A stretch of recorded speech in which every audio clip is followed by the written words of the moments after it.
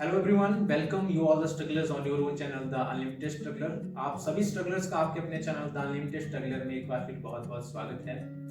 दोस्तों, जैसा कि आपको मालूम है, अभी हाल ही में 2 दिन पहले जो है वो एनडीए नेट का जो है एग्ज़ाम का रिजल्ट आया है और बहुत सारे लोगों ने नेट क्वालिफाई किया है। तो इसी सीरीज़ में मैं संतोष कुमार सांख्यान आपके सामने एक इंटरव्यू करने जा रहा हूँ ऐसे शख्स को जिन्होंने हाल ही में अपना नेट क्वालिफाई किया मैनेजमेंट डिसिप्लिन में। और सबसे बड़ी बात ये है कि फर्स्ट अटेम्प्ट में उन्होंने जो है इतना प्रयास किया कि उनका नेट जो है क्वालिफाई हो गया। और मैं और भी कहना चाहूँगा कि इनका जो नेट है वो क्वालिफाई तो हुआ है, लेकिन जो जेआरएफ की बात करूंगा मैं, वो बिल्कुल कम मार्जिन से जो है वो जेआरएफ इनका रह गया। हालांकि ये बैड लक था, लेकिन सबसे बड़ी बात ये थी कि इनके एफर्ट इतने सही थे कि इन्होंने फर्स्ट अटेम्प्ट में जो है वो अपना नेट क्वालिफाई, और वो भी मैनेजमेंट जैसे टिपिकल डिसिप्लिन में जो है वो क्वालिफाई किया। तो मेरे साथ हैं आज विकास शर्मा, जो कि Himachal Pradesh university business school में एमबीए के स्टूडेंट हैं। अभी सेकेंड ईयर इनका चला हुआ है, थर्ड सेमेस्टर, और इन्होंने फर्स्ट अटेम्प्ट में नेट क्वालिफाई किया।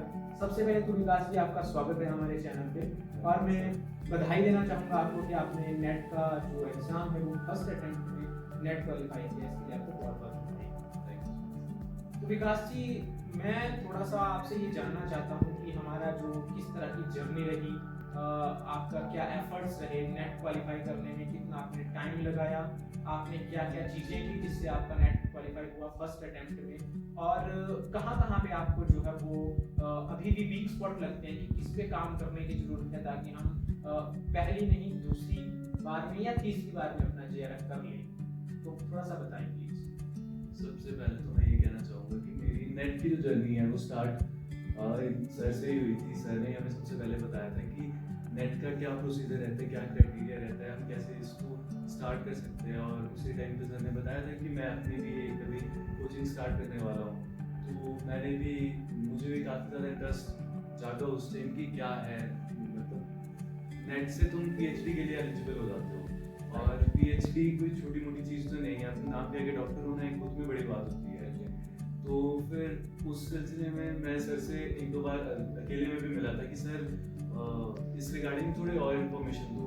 तो फिर सर मुझे गाइड करते गए, मैंने सर की कोचिंग में इन्रोलमेंट करवा ली, और उसके बाद मैं रेगुलर सर की क्लासेस कंटिन्यू करता रहा, और फिर देखते देखते मेरा इस बार फर्स्ट अटेम्प्ट में नेट क्लियर हो गया। विकास जी, इसमें मुझे थोड़ा सा ये बताइए कि आपका जो जैसे यूजुअल क्लासेस का टाइम रहता है 4-5 घंटे का, उसके अलावा आप कितना टाइम स्पेशली नेट के लिए आप देते थे? चाहे हम नेट के आसपास के 2-3 महीनों की बात करें, या आपने 6 महीने पढ़ाई किया, 3 महीने, मतलब कितना यूजुअली आप टाइम को देते थे? मैं सही बताऊँ तो कॉलेज तो अपनी जगह पे चलता है, बट नेट के लिए हमें सेल्फ प्रिपरेशन करनी तो बहुत ज़्यादा ज़रूरी है। मैं कम से कम दिन के 3 घंटे लाइब्रेरी में ज़रूर देता था नेट के लिए। पेपर 1 पेपर 2 दोनों उसमें कवर करता था।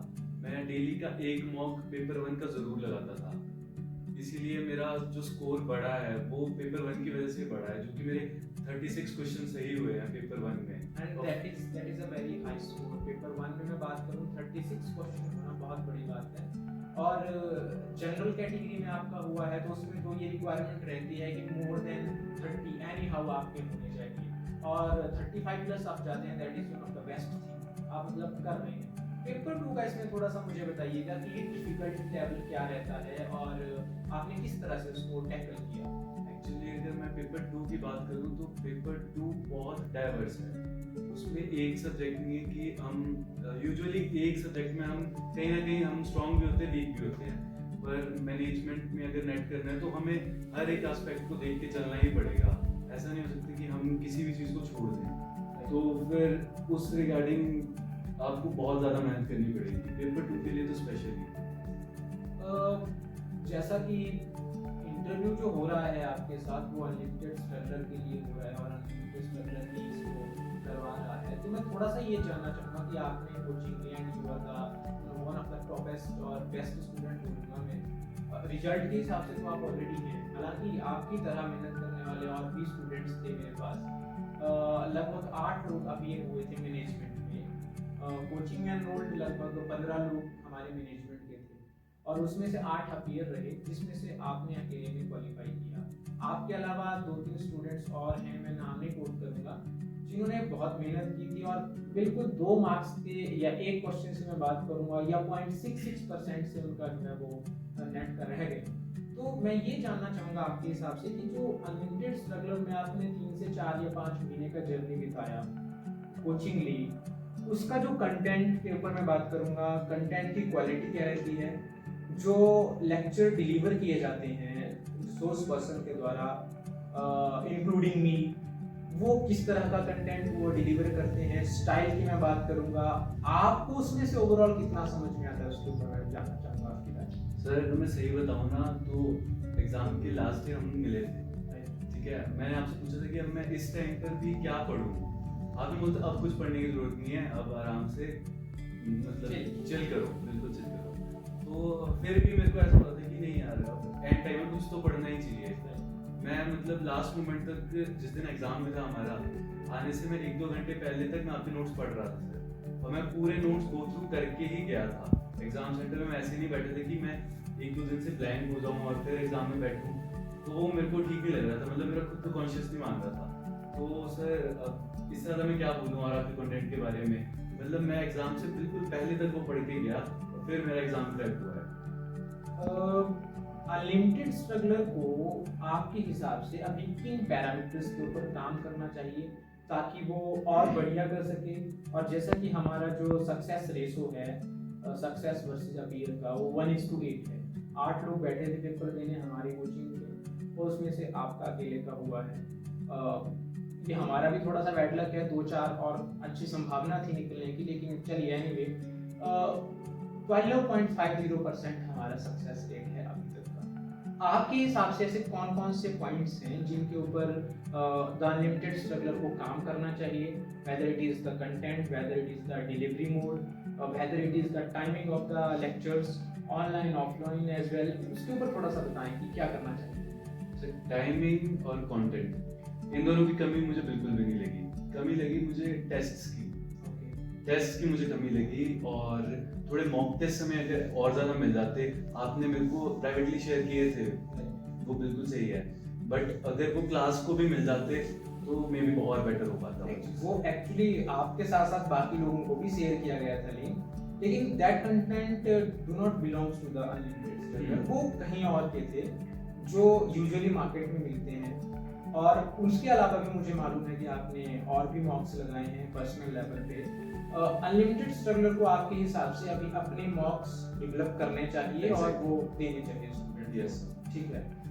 रिसोर्स पर्सन पे मैं बात करना चाहूँगा कि मैं और मेरे साथ 2 और लोग टीम में काम करते हैं डिफरेंट सब्जेक्ट्स के ऊपर। तो जैसे दूसरे सब्जेक्ट्स हैं, जैसे ह्यूमन रिसोर्स मैनेजमेंट है, marketing I takes its on myself, और फाइनेंस के ऊपर बाकी दूसरे रिसोर्स पर्सन हैं। इसके अलावा जैसे इकोनॉमिक्स है या एंटरप्रेन्योरशिप है या हमारा कोई फाइनेंस का दूसरा कोर्स है, बिजनेस एनवायरनमेंट है, इसके जो लेक्चर्स हैं वो आपके हिसाब से दूसरे रिसोर्स पर्सन इसमें इन्वॉल्व होने चाहिए ताकि बेटर हो सके लेक्चर आगे, या जैसे यूजुअली हमारा चला हुआ है वैसे ही चलना चाहिए? सर फाइनेंस और इंटरनेशनल बिजनेस, इसके लिए लाइक जो हमारे पास स्पेशलाइज्ड पर्सन है like Sahil sir and all, sir उनको देना चाहिए। Yes sir.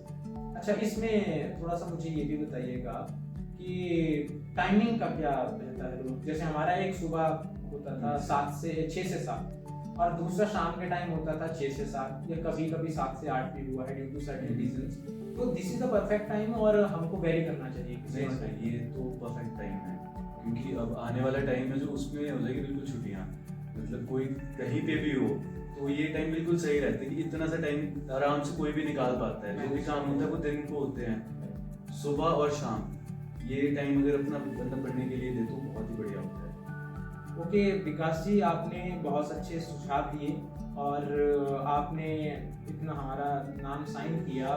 You are from the first batch of this particular platform, the unlimited struggler के पहले बैच के पहले कैंडिडेट हैं आप, और चूँकि आपकी सक्सेस हमें भी कंट्रीब्यूट कर रही है काफ़ी ज़्यादा, और ये तो this is the history for ourself, हमारे लिए इतिहास के पन्ने में जुड़ गया कि अनलिमिटेड स्ट्रगल का पहला बैच और पहले बैच का पहला व्यक्ति जिसने नेट क्वालिफाई किया। हम इसके लिए बहुत प्राउड फील कर रहे हैं। और साथ ही मैं आपको बेस्ट विशेस दूंगा आपके JRF के लिए कि आप मैनेजमेंट में JRF करें। और जो भी आपका एम है, कैरियर आप PhD में परस्यू करना चाहते हैं, एकेडमिक्स में जाना चाहते हैं, दैट इज़ फाइन, आप उसमें जाएं और बढ़िया करें। और काफ़ी अच्छा लगा आपसे जान करके, बहुत सारे आपके तर्क रहे हमारे चैनल के बारे में, कंटेंट के बारे में। And finally, I would like to thank you for your sparing your time for this particular interview. Thanks a lot, and once again, all the best for the future.